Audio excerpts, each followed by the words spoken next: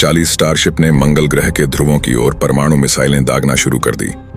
आतिशबाजी का शो शुरू हो गया है, एक बेजान चट्टान को एक हरे भरे जमीन में बदलने के लिए। मंगल के नॉर्थ और साउथ पोल्स के ऊपर आसमान में 2 परमाणु सूर्य बनाए जाते हैं।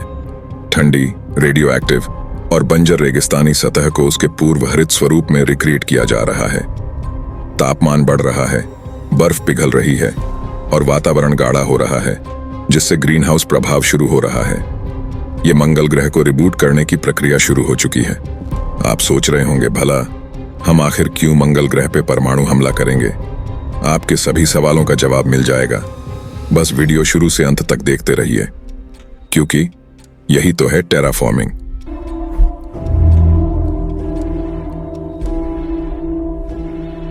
वर्तमान समय में हमारी दुनिया global warming, pollution, nuclear war और ओवर पॉपुलेशन जैसे बेहद ही बड़े खतरों से गुजर रही है। इस कंडीशन में एक बेहद ही बड़ा सवाल यह है कि क्या मानव प्रजाति आने वाले करीब 200 सालों तक पृथ्वी पर अपना अस्तित्व बचाए रख सकती है या नहीं। और ऐसी परिस्थिति में हमें हमारे सौरमंडल के दूसरे ग्रहों या उनके चंद्रमाओं पर बसना होगा। ऐसी स्थिति में हमारा पड़ोसी मंगल ग्रह इस रेस में सबसे आगे नजर आता है, जहां भविष्य में मानव बस्तियां बसाई जा सकती है।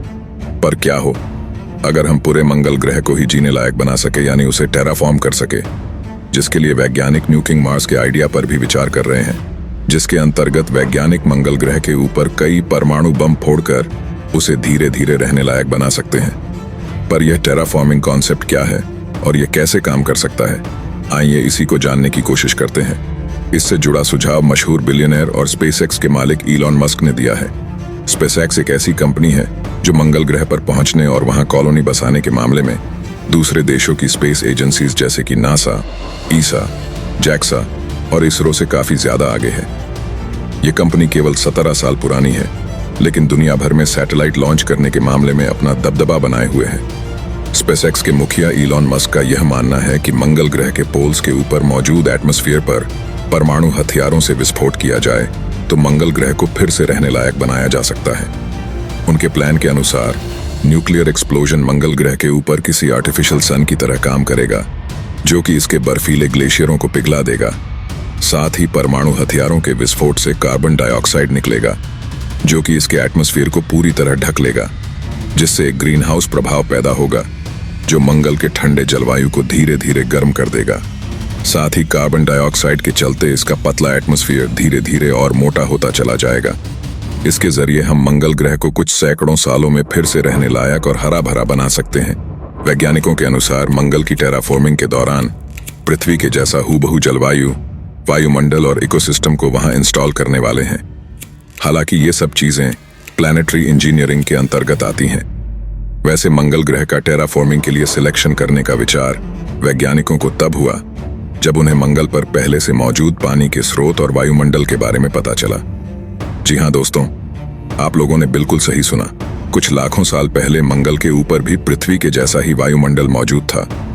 हालांकि कुछ प्रमुख समस्याएं वैज्ञानिकों के लिए चुनौतियां बनने वाली हैं, जैसे कि वहां का काफी कम गुरुत्वाकर्षण बल, प्रकाश की इंटेंसिटी और मैग्नेटिक फील्ड न होने की वजह से मंगल ग्रह की सतह पर कुछ ज्यादा ही हार्मफुल रेडिएशन आती है। ये रेडिएशन मनुष्य को स्किन कैंसर देने का पूरा दमखम रखती है। वैसे आज भी टेराफॉर्मिंग को लेकर कई विवाद लगे रहते हैं, जैसे कि क्या आज की तकनीक इसे हकीकत में बदल पाएगी और इसमें आखिर कितना खर्चा होगा। चलिए अब जानते हैं मंगल ग्रह को टेराफॉर्मिंग किस तरीके से किया जा सकता है। टेराफॉर्मिंग की शुरुआत मूल रूप से 3 चरणों में की जाती है। पहले चरण में ग्रह के अंदर मैग्नेटोस्फीयर को बनाया जाता है, दूसरे चरण में ग्रह के ऊपर जलवायु को बिठाया जाता है और आखिर के चरण में ग्रह के तापमान को बढ़ाया जाता है। वैसे अब आपके मन में यह सवाल आ रहा होगा कि आखिर कैसे किसी दूसरे ग्रह में वायुमंडल को बनाया जा सकता है। तो दोस्तों, मैं आप लोगों को बता दूं कि ग्रह के वातावरण में अमोनिया को इंपोर्ट करके वहां वायुमंडल को बनाया जा सकता है। वैज्ञानिकों के अनुसार सौरमंडल के बाहरी क्षेत्र में सूर्य की परिक्रमा कर रहे कुछ छोटे छोटे ग्रह अमोनिया से भरे हुए हैं। अगर हम किसी तरह उन ग्रहों को मंगल से टक्कर करवा दें तो वहां अमोनिया की मात्रा काफी बढ़ जाएगी। वैसे एक खास बात यह है कि मंगल के ऊपर अमोनिया स्टेबल होकर नहीं रह सकता है। यही वजह है कि वो कुछ ही समय बाद टूटकर नाइट्रोजन और हाइड्रोजन में बदल जाएगा। अमोनिया एक बेहद ही बेहतरीन ग्रीन हाउस गैस होने के कारण वो मंगल के सतह को गर्म भी कर सकता है, परंतु इस तरीके में एक दिक्कत यह है कि अमोनिया के जरिए मंगल को गर्म करने के लिए लाखों वर्षों का समय भी लग सकता है। मंगल की जमीन को गर्म करने के लिए वैज्ञानिकों को एक बेहद ही अजीबोगरीब तरीका सूझा है।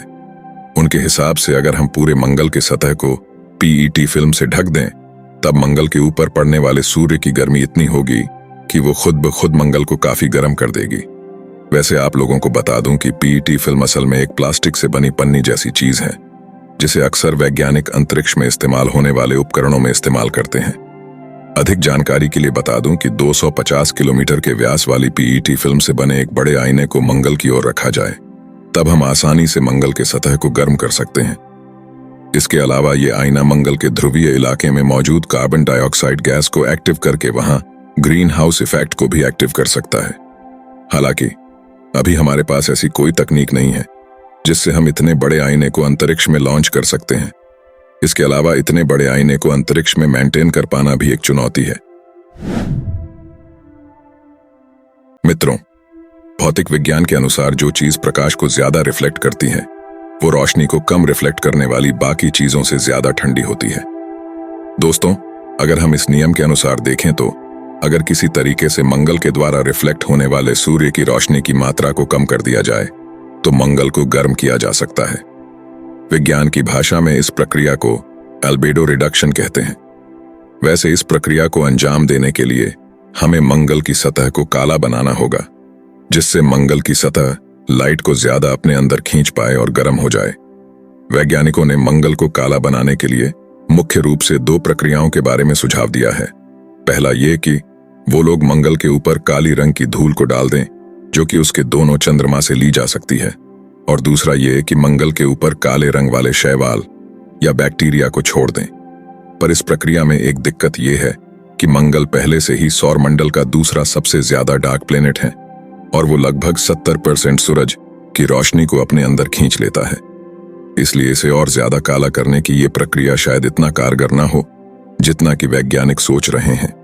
अभी तक हमने वीडियो के अंदर मंगल ग्रह के ऊपर किन किन तरीकों से टेराफॉर्मिंग को अंजाम दे सकते हैं उसके बारे में जाना है। अब चलिए टेराफॉर्मिंग से जुड़ी कुछ खूबियों को भी जान लेते हैं। दोस्तों, कुछ वैज्ञानिकों के हिसाब से मंगल सौरमंडल के ठीक आउटर हैबिटेबल जोन के रीजन में आता है, जहां एक बात तो तय है कि अगर किसी तरीके से हम उसकी सतह के तापमान को बढ़ा भी देते हैं तो वहां तरल पानी को काफी देर तक रखा नहीं जा सकता है। परंतु पास्ट में एक समय ऐसा भी था जब मंगल का वायुमंडल पृथ्वी के जैसा ही मोटा था। इसी कारण से वहां कुछ लाखों साल पहले पानी बहा करता था। वर्तमान की अगर बात करें तो अब मंगल के भूमध्य रेखा से ध्रुवीय इलाकों तक बर्फ के बड़े बड़े मैदान नजर आते हैं। इसके अलावा मंगल की मिट्टी जीवन के लिए जरूरी कई सारे खनिजों को अपने अंदर समेटे हुए हैं। उदाहरण के लिए बता दूं कि मंगल के मिट्टी में sulphur, nitrogen, hydrogen, oxygen, phosphorus और कार्बन की मात्रा काफी ज्यादा रहती है।